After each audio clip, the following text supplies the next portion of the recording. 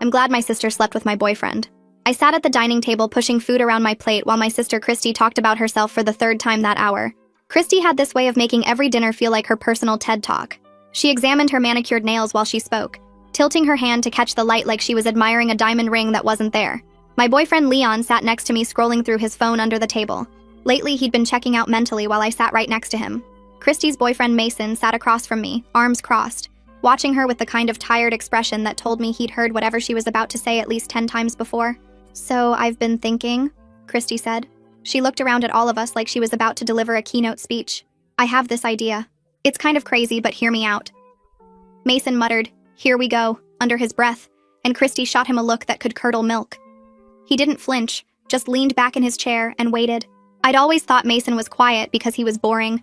Now I was starting to think he was quiet because he'd learned that speaking up around Christy was pointless. "I think you and I should swap boyfriends," Christy announced. I blinked, then laughed out loud because there was no way she was serious. I looked at Leon expecting him to be laughing too. He wasn't. He had finally looked up from his phone and was watching Christy with more interest than he'd shown me in months. "I'm serious," Christy continued. She smiled the way she always did when she wanted something, the one that made her look sweet, but felt like a threat. "Think about it. Mason is so boring. No offense, babe." She waved her hand in Mason's direction without actually looking at him. He never wants to do anything spontaneous. He just wants to stay home and watch movies and cook dinner. It's like dating a retirement home. Mason snorted quietly. "Better than dating a tornado that destroys everything and calls it excitement," he said. His voice was calm, but there was an edge underneath it. Christy ignored him completely, like she hadn't even heard him speak. "And Leon?" Christy said, leaning forward with her chin in her hand. "He's adventurous. He's fun. He's always down to try new things. I just feel like we'd be way more compatible. It makes sense if you think about it." I stared at her. "You're insane," I said flatly. "I'm practical," she replied. "Why should we both be stuck in relationships that don't fit when we could just trade? It's not like any of us are married, Bailey." "Christy, that is genuinely the dumbest thing I've ever heard you say. And you once told me you thought the sun and the moon were the same thing." "I was 12, she snapped. "And stop deflecting. I'm offering you an upgrade." She gestured toward Mason like he was a prize on a game show. Mason raised an eyebrow but said nothing. Leon cleared his throat. "I mean," he said slowly, "it's not the worst idea." My whole body went cold. I turned to look at him so fast my neck cracked. "Excuse me?" He shrugged. One of those lazy, careless shrugs that made me want to throw my fork at his face. "What?" "I'm just saying. Might be fun to try something different. We've been together 2 years, Bailey. Things get stale." "Stale," I repeated. My voice came out flat and hard. "Yeah, don't act like you haven't noticed." I had noticed. I just thought it was something we'd fix together, not something he'd use as an excuse to trade me in for my sister. Christy clapped her hands together. "See? Leon gets it. Come on, Bailey. 1 month. That's all I'm asking. If it doesn't work out, we switch back and forget it ever happened. No harm done." "No," I said. "Why not?" "Because it's crazy. Because you're my sister. Because this isn't a Netflix movie. Pick a reason." She rolled her eyes so hard I thought they might get stuck. "God, you're so dramatic. It's not that serious. Mason doesn't care." She looked at him expectantly. "Right, babe? Tell her you don't care." Mason looked directly at me. His expression was unreadable, but something flickered behind his eyes. Exhaustion. Maybe amusement. Maybe pity. Whatever makes this dinner end faster. Christy beamed like he'd just proposed. "See?" She reached into her designer purse and pulled out a folded piece of paper. I even drafted a little contract. 1 month minimum. No backing out early. No running to mom and dad. We all agree to give it a real shot. She slid the paper across the table toward me. "Come on, Bailey. Live a little. Unless you're scared Mason won't like you." That was the trap. I saw it the second she said it. Christy had been pushing my buttons since we were kids, and she knew exactly where every single one was located. The smart move was to stand up and leave, to grab Leon and walk out and never speak of this ridiculous idea again. But Leon was already reaching for the pen. "Leon," I said sharply, "don't you dare." He signed his name without hesitation, without even glancing at me, like I wasn't sitting right there, like 2 years meant absolutely nothing. "Relax, babe," he said, sliding the paper to Christy. "It's just a month. Might be good for us. Shake things up. Might be good for us." Like I was the problem. Like our relationship was stale because of something I did wrong. My vision blurred with anger. 2 years I had given him. 2 years of excusing his laziness and his selfishness and his inability to make me feel like a priority. And this was how he repaid me. By signing away our relationship at this dinner table without a second thought. Christy signed next, her signature as dramatic and loopy as her personality. Then Mason signed with a quick scribble, still looking vaguely amused by the whole thing. They all turned to look at me. "Bailey," Christy said sweetly, "poison wrapped in honey." Don't be the only one who ruins this. I should have walked away. I should have told every single one of them to rot. But Leon had signed that paper like he'd been waiting for an escape hatch, and something about that made me refuse to be the pathetic one begging him to stay. I grabbed the pen, signed my name in hard, angry strokes, then threw the pen onto the table so hard it bounced. Christy smiled. That perfect, practiced smile that never once reached her cold eyes. "Trust me," she said.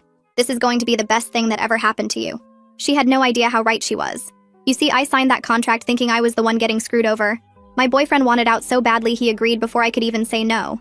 And now I was stuck with some stranger my sister called boring. But here's what my sister didn't know when she forced me to sign that paper. Her boring, safe, not exciting enough boyfriend? He was hiding something that was about to flip this entire situation on its head. And the second she found out, she was going to lose her mind. Mason texted me 2 days later asking if I wanted to grab coffee. I stared at the message for a full minute trying to figure out if this was some kind of trap Christy had set up. But the text was simple. No games. Just, "Hey, figured we should actually talk since we're stuck together for a month. Coffee?" I typed back sure, before I could overthink it. We agreed to meet at a cafe halfway between our apartments. Neutral territory. I got there 15 minutes early, ordered a latte I didn't really want just to have something to hold, and grabbed a table in the corner. When Mason walked in, I almost didn't recognize him. Every time I'd seen him before, he'd been sitting next to Christy looking like he wanted to dissolve into the floor. Now he walked in wearing a simple black t-shirt and jeans, hands in his pockets, looking like a completely different person. Relaxed, unburdened. He spotted me and gave a small wave before sitting across from me. For a moment, neither of us said anything. Then he laughed quietly and shook his head. "This is weird, right?" he said.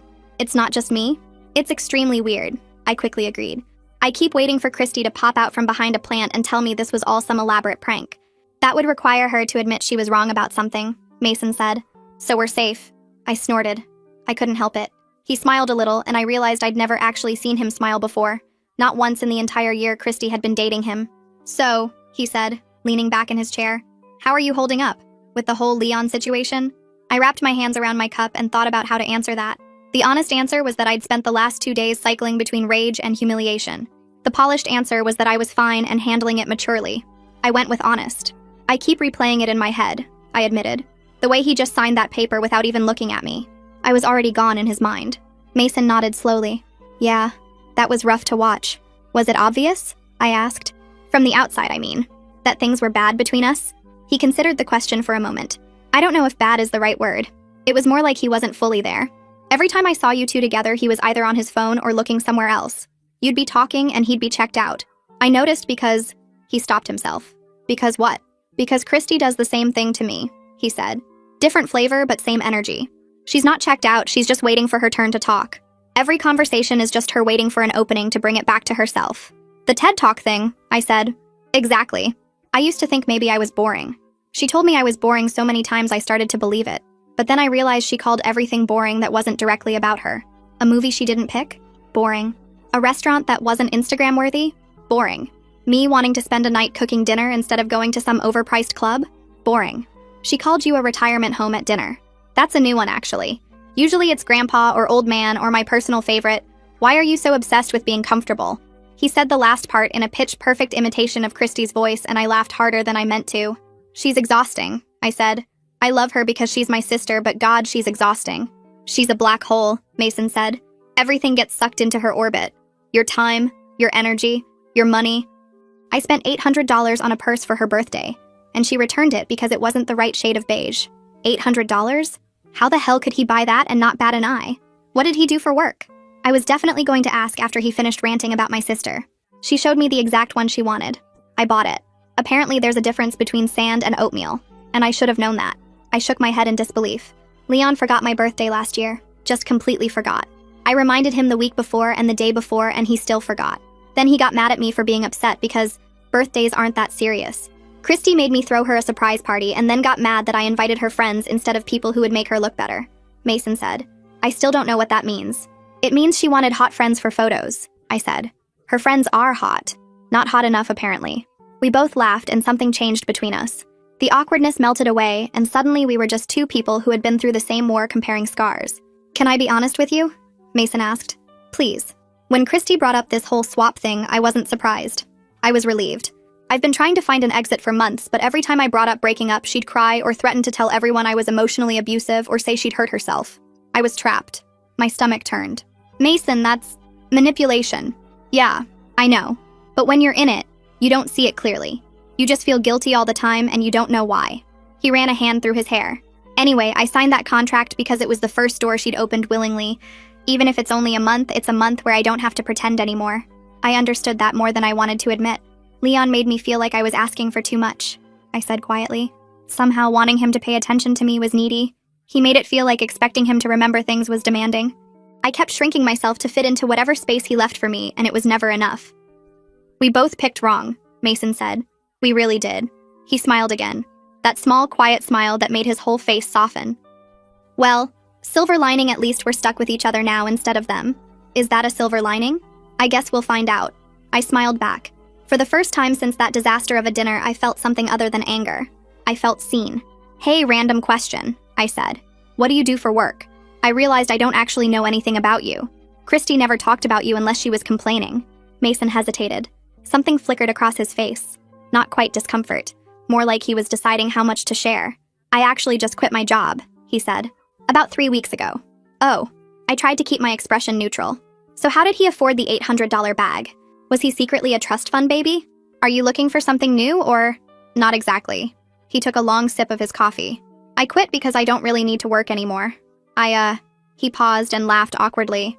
This is going to sound insane. I won the lottery. Like actually won. Not like $100. I mean, I won millions. I choked on my latte. Coffee went down the wrong pipe and I spent the next 30 seconds coughing while Mason handed me napkins looking mildly concerned. Sorry, he said. I probably should have led with that. You probably should have, I wheezed. Millions? Yeah. Millions. Plural. Yeah. And Christy doesn't know? Nobody knows. I haven't told anyone. I didn't even tell Christy because he stopped and looked at me like he was waiting for me to connect the dots. I connected them instantly. Because she'd never let you go. Because she'd never let me go, he confirmed. She'd suddenly love everything about me. The staying home, the cooking, the comfortable, quiet life. All of it would become perfect the second she found out there was money attached. I sat back in my chair and stared at him. This man my sister had thrown away because he wasn't exciting enough. This man she called boring and safe and compared to a retirement home. He was a millionaire and she had absolutely no idea. She's going to lose her mind, I said. Mason's jaw tightened. Yeah, he said quietly. I know. A millionaire. This man my sister threw away because he wasn't exciting enough had just won millions of dollars. I knew my sister better than anyone. I knew exactly what she was like when she didn't get what she wanted. But Christy not getting something she never knew existed? That was one thing. Christy finding out she had it and gave it away? That was going to be nuclear. The only question was how long until she found out. And honestly, it didn't take long at all. Mason called his mom a week later to tell her the mortgage was paid off. I was sitting next to him on his couch when he made the call, and I watched his whole face light up as she cried happy tears on the other end. It was one of the most genuine moments I'd ever witnessed. What neither of us realized was that Christy had shown up unannounced again, still using the key she refused to give back. She was standing in the hallway when she heard him say, "It's done, Mom. The whole thing. You and Dad never have to worry about the house again." Then we heard someone screaming like a banshee. It was Christy. How? Christy shrieked, storming into the living room like a tornado in designer heels. How did you pay off a mortgage, Mason? That's hundreds of thousands of dollars. Where did you get that kind of money? Mason's face went pale. He ended the call with his mom and stood up slowly. Christy, you need to leave. I'm not going anywhere until you tell me what the hell is going on, she screamed. Her eyes were wild, darting between me and Mason like she was trying to solve a puzzle that would ruin her life. You work a normal job. You drive a 10-year-old car. You told me you couldn't afford to take me to Cabo for my birthday. And now you're paying off mortgages? It's none of your business, Mason said. His voice was calm, but I could see his hands shaking slightly. We're not together anymore. Remember? You made sure of that. Christy's head snapped toward me. You! She hissed. You knew. You knew this whole time, didn't you? That's why you agreed to sign that contract so easily. You knew he had money and you played me. I scoffed. Are you hearing yourself right now? You proposed the swap. You wrote the contract. You forced everyone to sign. I didn't even want to be part of this ridiculous situation, but you and Leon made that choice for me. There's no way this is a coincidence, Christy insisted. Her voice was getting higher and more unhinged with every word. You must have found out somehow. Maybe you went through his stuff. Maybe you hacked his bank account. I don't know how, but you knew and you stole him from me. I didn't steal anyone, I shot back. You threw him away. You literally handed him to me on a silver platter because you wanted my neglectful checked-out boyfriend instead. That was your choice, Christy. No one made you do that. I didn't have all the information, she screamed. If you had known he was rich, you would have pretended to love him, I finished. That's exactly why he didn't tell you. He knew you'd only want him for his money. And look at you right now, proving him right. Christy's face turned a shade of red I'd never seen before. She looked like she was about to spontaneously combust. This isn't fair, she wailed. I deserve to know these things. We were together for a year. You should have told me. Why? Mason asked quietly. So you could suddenly find me interesting? So you could pretend the staying home and cooking and comfortable life wasn't boring anymore? I know exactly how that conversation would have gone, Christy. You would have loved everything about me the second you found out there was money attached. And that's exactly why I never told you. Christy opened her mouth to respond, but nothing came out. For once in her life, she had nothing to say. She grabbed her purse and stormed out, slamming the door so hard a picture frame fell off the wall. I thought that would be the end of it. I was wrong. The next morning, my phone exploded with calls from my mother. When I finally answered, she told me Christy had called an emergency family meeting and I needed to come home right now. No excuses. I walked into my parents' living room an hour later to find Christy already in position. She was curled up on the couch with a blanket around her shoulders, tissues scattered around her, eyes red and puffy from what I assumed was strategically timed crying. My mom sat next to her, rubbing her back. My dad stood by the fireplace looking uncomfortable. Bailey, my mom said in that soft, disappointed voice she reserved for moments when she thought I'd done something wrong. We need to talk about this situation with Mason. Let me guess, I said flatly. Christy told you her version and now I'm the bad guy. No one said that, my mom said. Your sister is hurting. Christy let out a theatrical sob. I just want things to go back to normal, she whimpered. I made a mistake. I admit it. I should never have suggested the swap. But Bailey is rubbing it in my face and refusing to switch back, and it's not fair. A mistake, I repeated. You planned this for weeks. You drafted an actual contract. You brought a pen to dinner, Christy. I didn't know what I was giving up, Christy wailed. He kept things from me. He hid who he really was. How was I supposed to make a fair decision without all the information? So now it's his fault you treated him like garbage? I asked. He didn't owe you his bank statements. You were supposed to love him, not treat him like a wallet. My dad cleared his throat. Bailey, maybe your sister has a point. This whole thing has gotten out of hand. Why don't you just end it early and let everyone move on? She hasn't stopped crying. She's crying because she missed out on millions, I said. Not because she lost some great love. If Mason was still broke, she'd be at brunch right now posting selfies with Leon. That's not fair, Christy insisted. You don't know what's in my heart. I had something real with Mason and I didn't see it. Is that what you want me to say?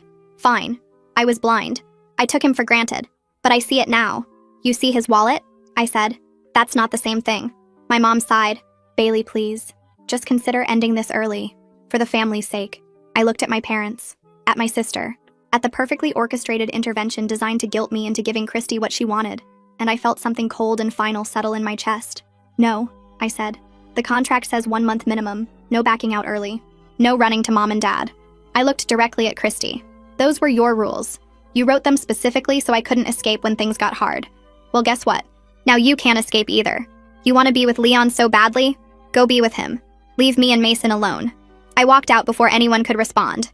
2 days later, Mason showed up at my apartment looking exhausted. He dropped onto my couch and pulled out his phone without saying a word. You need to see this, he said, handing it to me. I scrolled through the messages from Christy. There were dozens of them. Maybe hundreds. I made the biggest mistake of my life. Please give me another chance. I miss you so much. I miss your cooking. I miss your hugs. I miss everything about you. I'll change. I promise. I'll stay home every night. I'll watch whatever you want. I'll never complain again. I love you, Mason. I've always loved you. I was just too stupid to see it. I'll cook for you. I'll learn all your favorite recipes. I'll be the girlfriend you always deserved. Please, I'm begging you. I'll do anything. Anything. I looked up at Mason. She's offering to cook? That's how you know she's desperate. She once told me she'd rather die than learn how to use a stove, he said flatly. Now she's offering to make me breakfast, lunch, and dinner. She's also offered to delete Instagram, stop going to clubs, and quote, be happy with a boring life as long as it's with you. Wow, I said. She really wants that money. He took his phone back and tossed it on the coffee table. I'm not responding. I'm done. What are you going to do? He looked at me and something in his expression made my chest tighten. Stay right here, he said, with someone who actually sees me. She begged. She cried. She dragged our parents into it. She blew up his phone with messages saying things she never said once during their entire relationship. Nothing worked. The contract she created to trap me was now the thing keeping her locked out. But if you think my sister just gave up after that, you don't know her at all. When begging doesn't work, she switches tactics. And what she did next almost destroyed everything I was building with Mason. The next 2 weeks with Mason were the happiest I'd been in years. We fell into a rhythm that felt natural in a way my relationship with Leon never had. Mason cooked dinner while I sat on his kitchen counter and we talked about everything and nothing. He remembered that I liked my eggs over medium, and that I hated cilantro, and that I always needed a glass of water on my nightstand before bed. Small things. Things Leon never bothered to learn in 2 years. One night we stayed up until 3 a.m. watching terrible horror movies and making fun of the bad acting. Another night he taught me how to make his grandmother's pasta recipe and didn't get frustrated when I overcooked the noodles twice. He laughed and said, "Third time's the charm." And it was. We ate that pasta on his living room floor because neither of us wanted to move to the table, and it was the best meal I'd ever had. "You know what I like about you?" Mason said one night while we were lying on his couch, my head on his shoulder, some cooking show playing in the background that neither of us were watching. "My devastating wit and charm?" I offered. He smiled. "You don't perform. You just exist. You're not trying to be anything other than exactly who you are. Being with you feels like I can finally breathe." My chest tightened in the best way. "I don't think anyone's ever said that to me before." "Then no one's been paying attention," he said quietly. He shifted so he could look at me properly. "I mean it, Bailey. You're funny and sharp and you don't pretend to be someone you're not. That's rare. That matters." I didn't know what to say. I wasn't used to someone seeing me like that. Wasn't used to being enough exactly as I was. "You matter too," I finally said. "Just so you know. You're not boring or safe or whatever other stupid words people have used. You're steady. You're kind. You remember things. You show up." I paused. "That's everything." Mason's expression softened in a way that made my heart stutter. I kissed him for the first time that night. It felt like the most natural thing in the world. Christy must have sensed that something had changed because that's when the sabotage started. Our first real date was at a small Portuguese restaurant Mason loved. We were halfway through our appetizers when I heard a familiar voice behind me. "Oh my God, what a coincidence," Christy said, appearing at our table like she'd appeared from thin air. She was dressed to kill, full makeup, heels that could double as weapons. "I didn't know you two would be here. Mind if I join?" "Yes," I said flatly. "We mind." She ignored me and pulled up a chair anyway, positioning herself right between us. "So how's it going?" she asked, eyes fixed on Mason. "Getting to know each other? Taking things slow, I hope. You really shouldn't rush into anything serious. Rebound relationships never work out." "This isn't a rebound," Mason said. His voice was calm, but I could see his jaw tightening. "And you weren't invited, Christy. I'm just looking out for both of you," she said sweetly. "Bailey doesn't have the best track record with relationships, and I don't want you to get hurt, Mason. You deserve someone who's going to stick around." "Like you stuck around?" I asked. "When you traded him for someone more exciting?" Christy's smile flickered but didn't drop. "I made a mistake. I've admitted that. But Bailey rushing into something with you isn't going to fix anything. She's just using you to get back at me." Mason stood up and dropped cash on the table. "We're leaving," he said, reaching for my hand. "Don't follow us." We walked out and left Christy sitting alone at the table. But that wasn't the end of it. She showed up at the next date too. And the one after that. Coffee shop. Movie theater. A bookstore where Mason wanted to show me his favorite section. Every single time she appeared out of nowhere with some excuse about coincidence or concern. Every single time she found a way to mention that I was moving too fast, or that Mason deserved better, or that rebound relationships were doomed to fail. When the direct sabotage didn't work, she switched to a different approach. Suddenly, every family member I had was texting me with concerns. My aunt wanted to know if it was true that I'd manipulated Christy into the swap. My cousin asked why I was being so cruel to my sister during her time of need.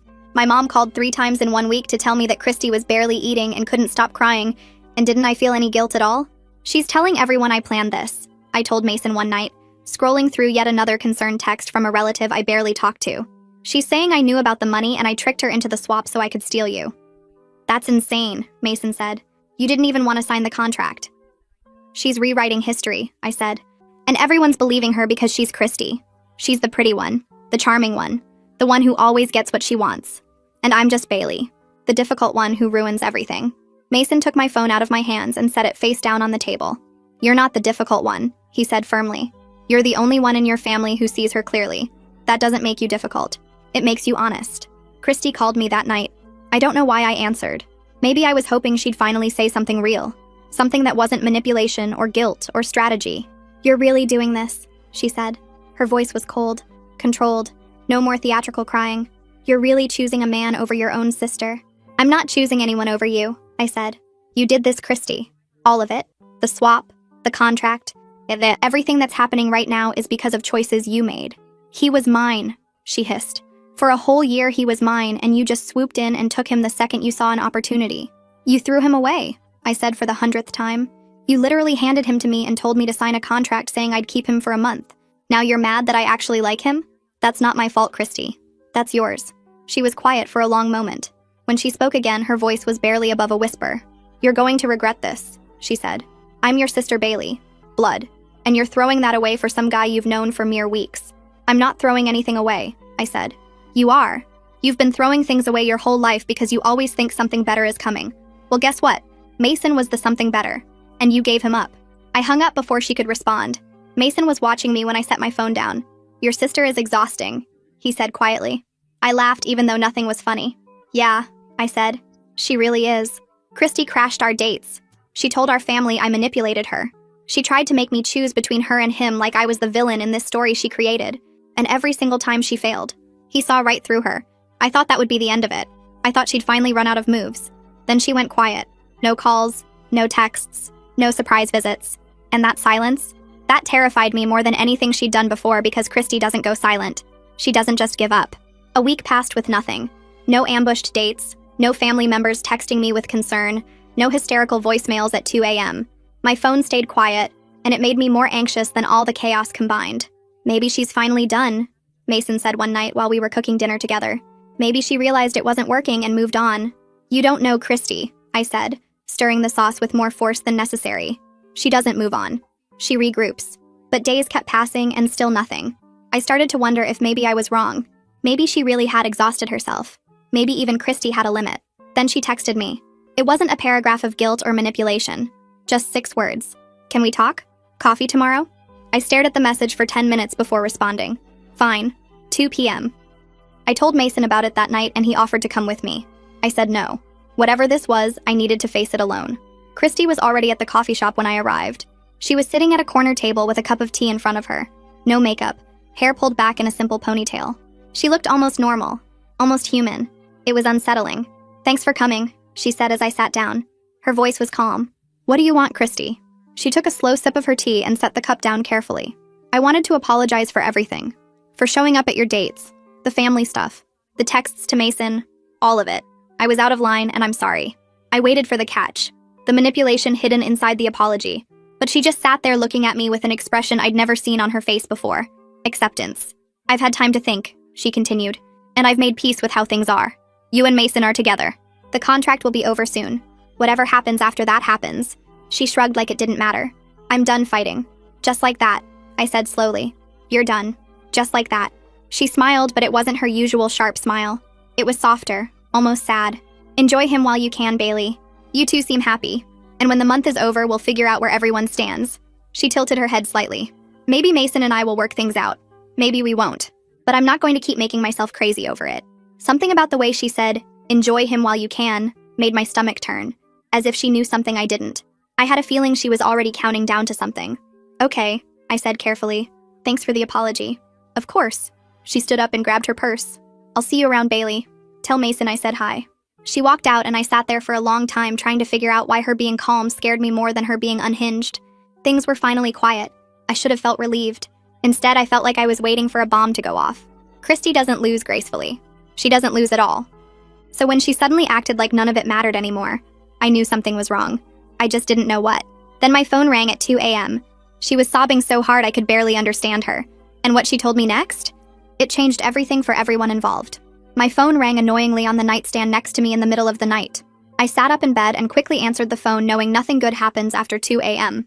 It was Christy calling. Bailey. She choked out between sobs. Bailey, I messed up. I messed up so bad. This wasn't her theatrical crying. This was different. Raw and ugly and gasping. The kind of crying that comes from somewhere deep and uncontrollable.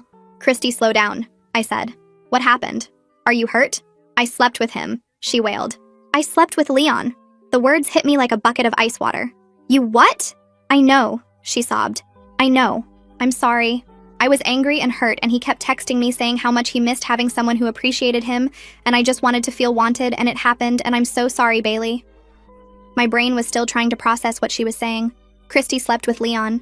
Even I hadn't slept with Mason. When? I demanded. When did this happen? A few days ago, she whispered. But that's not why I'm calling. Bailey, there's something else. Something worse. Worse than my sister sleeping with my ex-boyfriend? I couldn't imagine what could possibly be worse than that. He told me after, Christy said, her voice cracking on every word. After we slept together, he told me he has something. An STD. He said he found out a few weeks ago, but he didn't want to tell anyone because he was embarrassed. The room started spinning. I gripped the edge of my mattress to steady myself. He has what? I don't know exactly what, Christy cried. He wouldn't give me details. He just said I needed to get tested and that he was sorry. He said it like it was nothing, Bailey. Like he hadn't just ruined my entire life. My stomach dropped through the floor. 2 days. Leon and I had slept together 2 days before the swap. I remembered it clearly because it had felt like a last attempt to fix something that was already broken. I thought maybe if we reconnected physically, things would get better. They didn't. And now that night might have cost me everything. Christy, I said slowly, my voice shaking.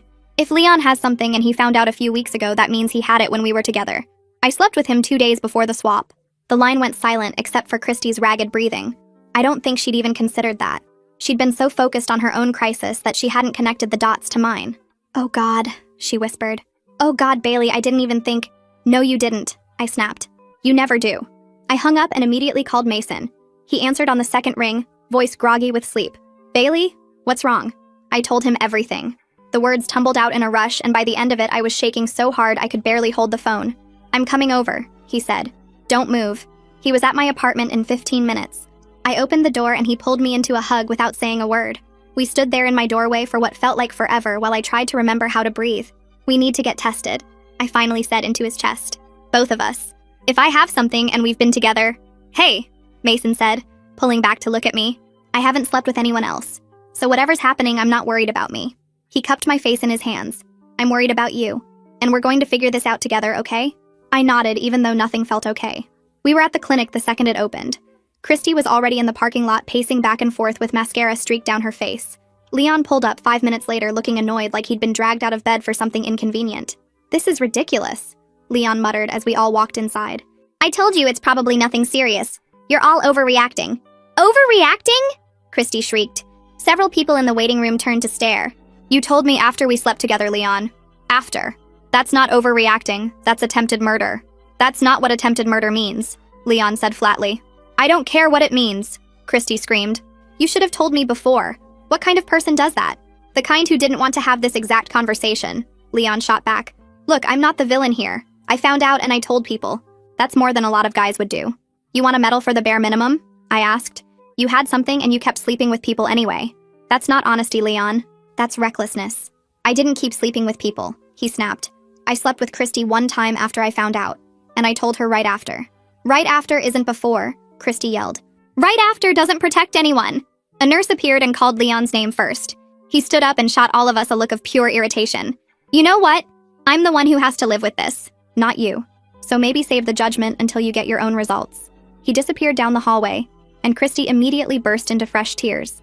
Mason put his arm around me and I leaned into him, trying to block out the sound of my sister's sobbing. They called my name next. The nurse led me to a small room with lighting that made everything feel clinical and cold. She asked me questions about my intimacy history, and I answered them with a detached numbness that didn't feel like my own voice.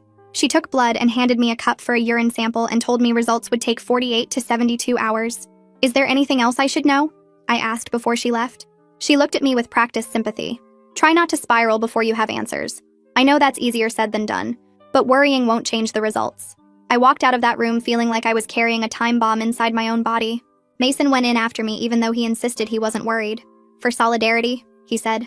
Christy went last and came out looking like she'd aged 10 years and 15 minutes. The four of us stood in the parking lot afterward in the most awkward silence of my entire life. Leon leaned against his car with his arms crossed, looking defensive. Christy kept checking her phone like the results might magically appear early. Mason held my hand and said nothing. This is your fault. Christy finally spat at Leon. All of this. If you had just been honest from the beginning, if you hadn't pushed for this stupid swap, none of us would be here. Leon shot back. You wanted excitement, Christy. Well, congratulations. This exciting enough for you? Don't you dare blame me for your disease, Christy screamed. It's not a disease, it's a condition, Leon yelled. And I got it from someone else, so technically I'm a victim too. You're a victim? I yelled. That's your takeaway from this. Forget it, Leon said, throwing his hands up. I'm done. Call me when you all decide to stop treating me like a criminal. He got in his car and drove off. Christy collapsed against her own car and started crying again. Mason squeezed my hand. 48 hours, he said quietly. We just have to get through 48 hours. I looked at my sister sobbing in the parking lot, at the empty space where Leon's car had been, at the clinic behind us where our futures were now sitting in vials waiting to be analyzed. 48 hours. It might as well have been a lifetime. Mason stayed with me the whole time even though he had nothing to worry about. He hadn't been with anyone. I had. 2 days before the swap, I'd slept with a man who couldn't even warn me what he was carrying. When the clinic called, I answered on the first ring. They had all 4 results ready, and only one of us was going to walk away destroyed. The clinic called 48 hours later. I was sitting on Mason's couch pretending to watch TV when my phone buzzed with an unknown number. My heart stopped. I answered before the second ring. "Hi, this is Bailey," I said, my voice coming out steadier than I felt. "Miss Holmes, this is Dr. Warren from the clinic. Your results are in. Are you able to come in this afternoon to discuss them? Can you just tell me over the phone?" I asked. "Please, I can't wait any longer." There was a pause. Then she said, "Your results came back negative. You're clear." The air rushed out of my lungs. I doubled over on the couch and tears spilled down my cheeks before I could stop them. Mason was next to me instantly, hands on my shoulders, panic in his eyes. "Bailey, what's wrong? What did they say?" I couldn't speak. I just gave him a thumbs up through my sobbing and watched the terror on his face melt into relief. He pulled me into his chest and held me while I cried. "Thank you." I choked into the phone. "Thank you so much." I hung up and we sat there in silence for a long moment. Then Mason's phone rang. He answered it with shaking hands, even though we both knew he had nothing to worry about. He'd gone to get tested for solidarity, not necessity. But I watched his face anyway as he listened. He nodded once, said, "Okay, thank you," then hung up. "Negative," he confirmed. Not that there was any doubt. I laughed through my tears. I know. I just needed to hear it. We had maybe 10 minutes of peace before my phone buzzed again. A text from Christy. "Results are in. Mom and Dad's house. Now." She didn't say what her results were. Mason drove. I stared out the window the whole way, trying to figure out how I was supposed to feel. My sister had spent weeks making my life miserable. She'd sabotaged my dates. She'd turned my family against me. She'd slept with my ex-boyfriend. Part of me wanted to feel vindicated. But mostly, I just felt hollow. Leon's car was already in the driveway when we arrived.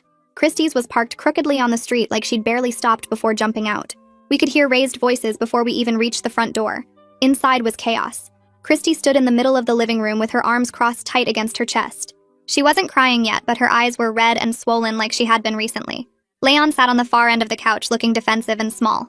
My parents hovered near the kitchen doorway, clearly lost. "Finally," Christy said when she saw me. "Now everyone's here." "What's going on?" my mom asked. "Christy wouldn't tell us anything until you arrived." Christy took a shaky breath. "I wanted everyone to hear this together."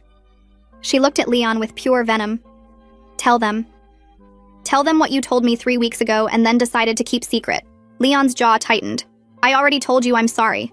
I don't know what else you want from me." "I want you to say it," Christy screamed. "Out loud, to everyone, so they all know exactly what kind of person you are." The room went silent. Leon looked around at all of us, then dropped his head. "I have an STD, he said quietly. "I found out about a month ago. I should have told people sooner. I didn't." My mother gasped. My father's face went pale. Mason squeezed my hand. "Bailey," my mom said, turning to me with terror in her eyes. Are you? "I'm negative," I said quickly. "I got my results today. I'm clear." Relief flooded her face, then confusion. "But if Leon has something and you two were together." "We got lucky," I said. "Or I did anyway." The implication hung in the air. Everyone slowly turned to look at Christy. She laughed bitterly. It was the kind of laugh that comes right before someone falls apart. "I'm positive," she said. Her voice cracked on the second word. "I tested positive. Because this piece of garbage knew he had something and slept with me anyway and didn't bother to mention it until after." My mother's hand flew to her mouth. My father looked like someone had punched him in the stomach. "Christy," Leon started. "I swear I didn't know how serious it was. The doctor said it was manageable and I was still processing and I didn't know how to bring it up." "Manageable?" Christy exploded. "You think that makes it okay? I have to live with this forever, Leon. Every relationship I ever have for the rest of my life is going to start with me explaining that my disgusting, reckless ex-boyfriend infected me because he was too much of a coward, to be honest." "I'm not disgusting," Leon shot back. "I made a mistake. People make mistakes." "A mistake is forgetting someone's birthday," Christy screamed. "A mistake is shrinking someone's favorite sweater. This isn't a mistake, Leon. This is my life. And you ruined it because you couldn't handle an uncomfortable conversation." She was shaking now, tears streaming down her face, all the fight draining out of her with every word. "And you know what the worst part is?" she continued, her voice dropping to something broken and raw. "I did this to myself. I had Mason. Sweet, kind, loyal Mason who never would have done something like this to me, who actually cared about me, who turned out to be a millionaire." She laughed again and it sounded like glass breaking. "I had a millionaire who wanted to take care of me and I threw him away for this." She gestured at Leon with disgust. "For a man who couldn't even give me basic human decency." "Christy, I really am sorry," Leon said weakly. "Get out," she whispered. "What?" Get out of this house, she screamed with whatever energy she had left. I don't want to look at you. I don't want to hear your voice. You've done enough damage to last me a lifetime. Literally. Get out. Leon looked around the room hoping someone would defend him. No one did. My father stepped aside and pointed toward the door. Leon grabbed his jacket and left without another word. The door closed behind him and Christy collapsed onto the couch. The screaming was over. What replaced it was worse. Quiet, shattered sobbing. The sound of someone who had finally run out of people to blame. I ruined everything, she whispered between sobs. I had the perfect guy and I threw him away because I thought I deserved more. And now look at me. She buried her face in her hands. Look at what I got instead. I was negative. Mason was negative. Christy wasn't. She completely fell apart in front of everyone, screaming, crying, blaming my ex for ruining her life. And in the middle of her breakdown, the truth finally came out. She told us exactly why she pushed for the swap in the first place. What she said next made everything make sense. And honestly, it made me feel nothing for her at all. The room was quiet except for Christy's sobbing. My parents stood frozen, unsure whether to comfort her or keep their distance. Mason stayed close to me, his hand steady on my back. I watched my sister fall apart and waited to feel something. Sympathy, anger, satisfaction, anything. But there was nothing, just emptiness. Christy, my mom finally said softly, stepping toward the couch. Honey, it's going to be okay. We'll figure this out together. These things are manageable now. Medicine has come so far. You don't understand, Christy choked out. None of you understand. Then help us understand, my dad said. His voice was tired, defeated. Explain to us how we got here. Christy lifted her head from her hands. Her face was swollen and blotchy. Mascara streaked down her cheeks like war paint. She looked at me and something shifted in her expression. Guilt. Real, genuine guilt that I'd never seen on her face before. I need to tell you something, she whispered. All of you, but especially Bailey. My stomach tightened. What? She took a shaky breath. The swap wasn't random. It wasn't some crazy idea I came up with at dinner. I'd been planning it for weeks. The words hung in the air. I stared at her, not comprehending. What do you mean you'd been planning it? Leon and I, she started, then stopped, swallowed hard, started again. Leon and I had been talking, before the swap, for about a month. My blood turned to ice. Talking how? Texting mostly. Sometimes calls when you weren't around. She couldn't meet my eyes. It started innocent. He reached out to complain about your relationship and I listened. Then it became flirting. Then it became more. Mason's hand tightened on my back. My mother made a small wounded sound. My father's face hardened into something I'd never seen before. You were pursuing my boyfriend, I said slowly, while I was still with him. I didn't mean for it to happen, Christy said desperately. It just did. And then I realized I wanted him, really wanted him, but I couldn't just steal my sister's boyfriend. That would make me the villain. So I came up with the swap. The pieces started clicking into place. The contract she'd already had written, the way Leon agreed so quickly, the way she'd pushed and pushed until I signed. He knew, I said. It wasn't a question. Leon knew about your plan. Christy nodded miserably. We talked about it beforehand. He was supposed to act surprised when I brought it up at dinner. We rehearsed it. She laughed bitterly. He wasn't even that good of an actor. He agreed too fast. I was worried you'd figure it out. I thought about that dinner. The way Leon's eyes had lit up when Christy mentioned the swap. The way he'd signed that contract without hesitation. Without even looking at me. I'd thought he was just checked out of our relationship. Turns out he'd already checked into a new one. The whole thing was a setup, I said. My voice sounded far away, like it belonged to someone else. You manipulated me into handing over my boyfriend so you could have him without looking like the bad guy. I'm sorry, Christy sobbed. I'm so sorry, Bailey. I never meant for any of this to happen. I just wanted... You wanted what you wanted. I cut her off. You've always wanted what you wanted, and you've never cared who you hurt to get it. That's not true, she cried. I love you. You're my sister. You don't love anyone but yourself, I said. The words came out calm and cold. You proved that when you went behind my back with Leon. You proved it again when you tried to sabotage my relationship with Mason. And you're proving it right now by making this about your guilt instead of what you did to me. Christy flinched like I'd slapped her. My parents stood in stunned silence. Mason said nothing, but I could feel his support radiating through his touch. I thought if I got Leon through the swap, it would be okay, Christy whispered. I thought we'd be happy together and eventually you'd move on and forgive me. I never imagined it would end like this. You never imagined there'd be consequences, I corrected her. That's different. She broke down again, shoulders heaving with sobs. I ruined everything. I schemed and planned and manipulated everyone, and for what? A man who couldn't even be honest about his own health. A man who gave me a disease and then blamed me for overreacting. She looked up at me with red-rimmed eyes. You got the millionaire who treats you like gold, and I got exactly what I deserved. I looked at my sister, really looked at her. The The girl who had been my best friend growing up. The woman who had betrayed me in the most calculated way possible. The person who was only sorry because her plan had backfired. Yeah, I said quietly. You did. I took Mason's hand and walked toward the door. My mother called after me, but I didn't stop. There was nothing left to say. It was clear Christy wasn't sorry for what she did. She was sorry her plan didn't work.